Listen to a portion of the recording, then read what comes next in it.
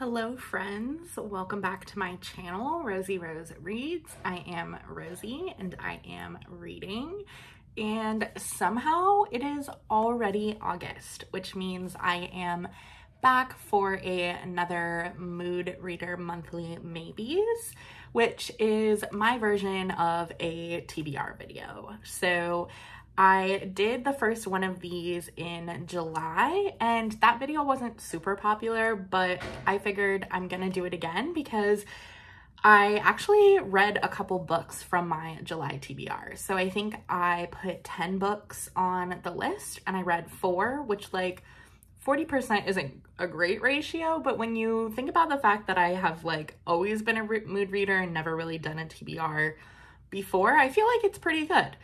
So I decided I would come back and do another one in August. And yeah, let's jump into it. Before we do, make sure you like and subscribe so you get notified when new videos come out. So I am currently reading The Empire of Gold, which is the third and final book in the Babel trilogy by S.A. Chakraborty, and I am like just so into this series. I'm 140 pages into this book and I still have a ways to go. So this is gonna be a big chunk of my reading in August, but I'm still gonna try and get to some TBR books. So the way I thought I would structure this video, last time I did it kind of by mood. If I was feeling like I wanted this, I might pick up these books. This month, I think I'm just gonna kind of go through books that are new to the list this month and then books that are returning and kind of how I'm prioritizing them. So first off, new to the list this month is a recent release, and that is Family Lore by Elizabeth Acevedo. I read The Poet X by Elizabeth Acevedo and was immediately a fan. She is a brilliant poet and author, and I listened to the audio version and she narrates it herself, which I feel like just adds so much emotion into the stories that she writes. I actually was supposed to go to a book event. I had tickets to go see Elizabeth Acevedo on pub day for Family Lore, but I was feeling a little under the weather, so I didn't make it. And she was speaking with Clint Smith, who's one of my favorite historians and also a poet, so I was really bummed that I missed that event. But I am excited because I signed up for the like notify me portion on Libby for when Family Lore hit my library, and it did, and I was able to snag the library loan of the audio version, which again Elizabeth Acevedo is the narrator for, like as soon as it came out. So that is in my Libby and I'm very excited. This is her first adult novel and it follows a family and some like magical realism dealing with kind of death and grief and adulthood and whatnot within the Latinx family. So I'm really excited to dive into that one. Another book that I see will be coming through my Libby hopefully soon is One Dark Window by Rachel Gilling. I have seen this book rising in popularity. Quite a few TikTokers, when Fourth Wing was really big, said like, if you really enjoyed Fourth Wing, you should definitely check out this book. So I put it on my library hold and the date is quickly approaching. I'm down to like a week wait. So I think it will be coming through soon and I'm excited to read it. I know that the second book releases later this year, so I'll be excited to get the first one done by the time the second book comes out. Honestly, I'm not quite sure what this book is about. I think like our main girl who kind of has, you know, some like magic elements that nobody else has and she has to hide, and she gets discovered by a potential love interest maybe. A typical kind of fantasy romance, I think, but everybody who I've seen talk about it and read it on Goodreads has really enjoyed it, so I'm looking forward to picking it up as well. Also new to the TBR list this month, since it is August, and for me, August means that the Renaissance Fair is quickly approaching with dates in August, September, and October. I have added Well Matched and Well Traveled by Jen DeLuca to my TBR this month. These are books 3 and 4 in this series that Jen DeLuca is writing. Last year I read book 1, which is Well Met, and it actually, like, I loved it so much. It was the inspiration for my bachelorette party, which my friends threw, and we all went to the Renaissance Fair. We had a wonderful day. Jen DeLuca was actually there signing books. It was romance weekend, which we didn't know, but so she signed all of my books, and it was like so kismet and so lovely. So I'm looking forward to going again to the Ren Fair this year, and I figured what a good time to pick up books 3 and 4 in the series, which I had, but like to pick up and read them. I'm actually like currently reading this one, and I'm like 90% of the way through. So I will definitely get this one done in August, and hopefully this one as well, to get me in the mood to return to the Ren Fair. Also new to the TBR this month, I have had 2 friends who have recommended me books and kindly lent me their copies, so I'm hoping to read those both so I can get their copies returned to them. And the first is Lisa Sees the Island of Sea Women, and this book is a historical fiction about women divers on a Korean island, and it's a interwar period between World War I and World War II story. I think also grappling with like colonialism and who's occupying their island, since it's a strategic military strong point, and all of the things that are entwined with that. I've also heard pretty positive things about this book. It was a book club pick for one of my friends, and she thought I would enjoy it, so she lent it to me. The other book is Caroline Witzman's Clara at the Door with a Revolver. This is another, I believe, historical fiction, or like if it is a historical look, it's published by, I think it's published by a trade press, so I think it's a historical fiction, but it's based off of a true story, and it's about a woman, Clara Ford, who is single Black working class mom, subjected to all racist, sexist, elitist hypocrisy of Toronto, and her experience. Yes, so it says the scandalous Black suspect, the exemplary white son, and the murder that shocked Toronto. So this one came highly recommended by the friend, and I'm hoping to get through it so I can get their copy back to them quickly. And the last book that is new to the TBR list this month is Red Rising by Pierce Brown.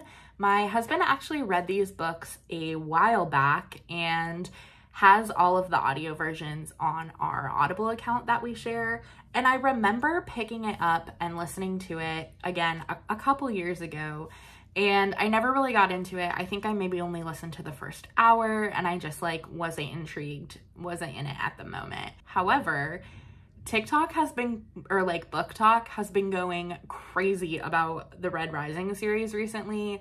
A lot of book talkers have been saying it's like one of the best series that they've ever read. It is a science fiction dystopian, but it's also like a caste system, kind of like somebody at the bottom, revolution against people at the top, and inequality amongst working class citizens, but it takes place on Mars.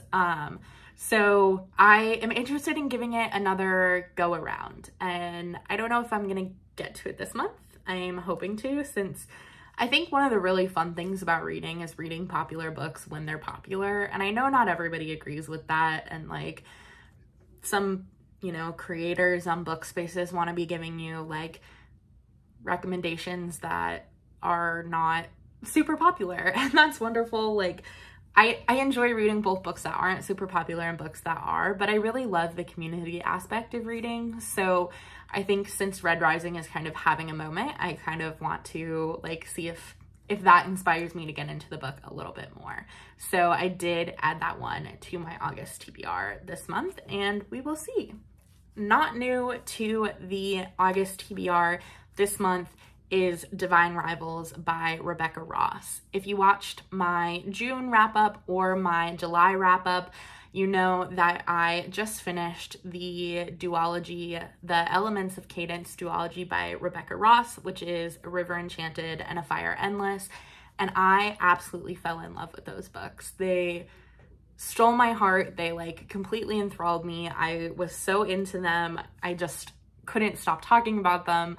I seriously wish more people would read them. So Divine Rivals has also been super popular recently, and I want to pick it up and definitely see if it is as good as everybody is saying, as good as the Elements of Cadence, and maybe if I get a like baseline of how similar or how different the two duologies are, I can like try and continue like getting people to read the Elements of Cadence if they love Divine Rivals. So we will see, but this one was on my July TBR and I didn't get to it because I was in the middle of the Davabad trilogy and I like wasn't quite sure if I could pick up another kind of fantasy romance, even though I know they're very different. So I'm really hoping I get to it in August, and I think I will because I'm gonna prioritize it.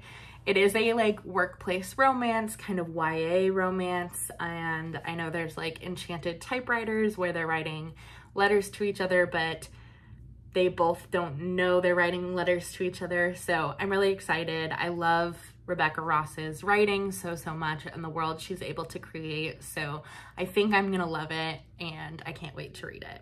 Also returning to the list is Scythe, which is the first book in the Arc of the Scythe trilogy, and Arc of a Scythe trilogy, excuse me, by Neil Shusterman. Again, my husband took this trilogy to the beach when we went at the end of June, beginning of July, and he flew through these books and really enjoyed them and is dying to talk about them with somebody. So he keeps being like, please read them, please read them, please read them. So I think I'm going to try and get to these also so we can talk about them together. And again, if you're not familiar, this is kind of a like utopian world wherein people have kind of conquered death and all of these things. It's run by a kind of AI overlord, and it's supposed to be a really wonderful place. The Scythe are there for population control, and they are the only people in civilization that kill other people. So it sounds super intriguing, and he really enjoyed them. So hopefully I will get to them and be able to talk with him about them. Another returner, which, y'all, I've been saying I need to read Babel for so long. I know I need to read Babel, and I really am gonna try and get it to August. If only so when I do this in September, how am I already saying that? But when I do this in September, I don't want Babel to be on this list because I'm sure you all are sick of hearing me say that I need to read this book.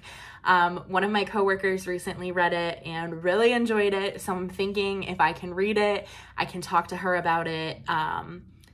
Like I've said, the community aspect of reading really helps me. So I'm thinking like if I can read a little bit and then talk to her about it, it'll like keep me going because this one is kind of intimidating and daunting. And I feel like you really have to like be present when you read it is what I've heard. So I'm gonna try, but I really want to. I actually haven't read any of R.F. Kuang's books, and a lot of people think she's like the best author of our time. So I really need to get with the program and read her books. So Babel. August wrap up. I hope you see Babel on this book. I'm gonna be kind of disappointed in myself if I don't get to it. The final returner to the list is Love Theoretically by Ali Hazelwood.